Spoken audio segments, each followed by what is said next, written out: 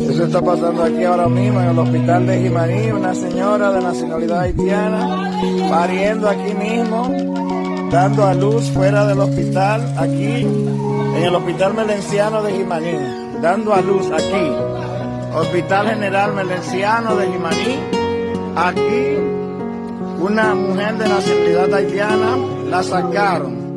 ¿Qué fue lo que pasó? ¿Qué pasó? Llega aquí, todo no queda atiende a uno.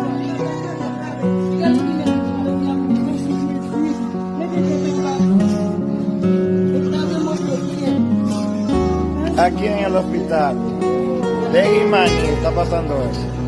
Fuera del hospital de Jimaní.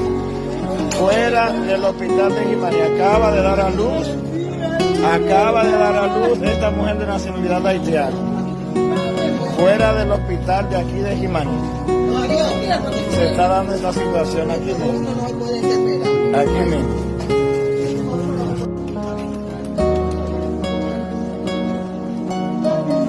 Eso está pasando aquí ahora mismo en el hospital de Jimaní, una señora de nacionalidad haitiana pariendo aquí mismo, dando a luz fuera del hospital, aquí en el hospital Melenciano de Jimaní, dando a luz aquí, Hospital General Melenciano de Jimaní, aquí una mujer de nacionalidad haitiana la sacaron. ¿Qué fue lo que pasó? ¿Qué pasó? Llega aquí, todo no queda atiende a uno.